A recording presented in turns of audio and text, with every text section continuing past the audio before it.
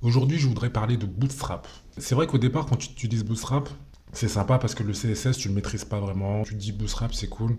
Avec de faibles connaissances, tu peux déjà faire des sites, tu peux déjà faire des trucs sympas, sans connaître vraiment, sans maîtriser vraiment HTML et CSS. Donc pour ça, c'est génial. Mais avec le temps, quand tu commences à maîtriser un petit peu plus, tu trouves ça un peu chiant parce que tu dois réécrire les classes. Et vu que les classes de Bootstrap, elles sont vachement spécifiques, parfois pour réécrire par-dessus, c'est un peu galère. Donc j'avais un peu mis de côté en me disant, ouais, franchement, Bootstrap, c'est de la merde, ça sert à rien, c'est une usine à gaz, il y a trop de trucs, et j'en ai pas vraiment besoin. Mais ça, comme dirait la pub, mais ça, c'était avant. Bootstrap, en fait, c'est comme quand tu vas au restaurant. Bootstrap, il te propose le menu. T'as de la modale, t'as des sliders, t'as des machins, enfin bref, t'as pas mal de choses. Et tu peux pas vraiment choisir. Mais en fait, si. Et moi, je savais pas.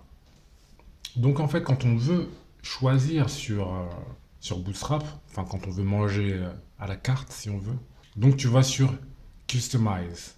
Et là, tu choisis. Et là, la vie, elle est belle. Là, tu fais toggle all. Voilà, donc là, tu peux voir vraiment tout ce qu'il y a sur Bootstrap. Les glyphicones, les boutons groupes, les navs, les navbars, les paginations. Enfin, tout ce qui compose Bootstrap, tu l'as ici.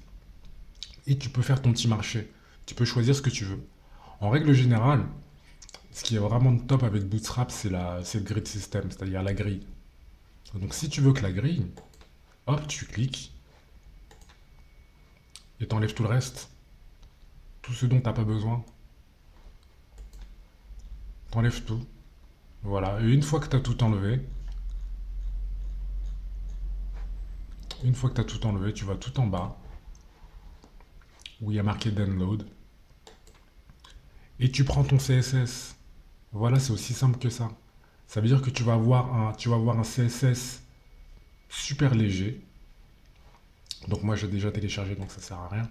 Mais bon, tu sais comment faire pour télécharger, dézipper un fichier, quoi.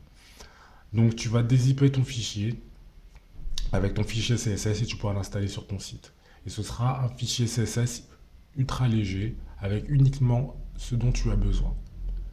Et c'est l'avantage. Donc pendant longtemps, j'ai critiqué Bootstrap en disant que c'était pourri, il y avait trop de trucs, mais en fait, c'était moi qui l'utilisais mal. Et voilà. Donc je sais pas si tu connaissais cette petite astuce, enfin une astuce qui n'en est même pas une. Parce que quand tu regardes bien, c'est bien écrit en gros, customize, mais j'avais pas eu la curiosité d'aller voir. Donc voilà, si tu as appris quelque chose, c'est cool. Donc moi en ce moment j'apprends à coder, donc je partage vraiment tout ce que j'apprends tous les jours. Donc si tu as des questions, n'hésite surtout pas. Si tu as des trucs et astuces toi aussi à partager, n'hésite surtout pas non plus. Et puis abonne-toi à la chaîne si le code est quelque chose qui t'intéresse. Voilà, c'était Stéphane, merci de m'avoir écouté.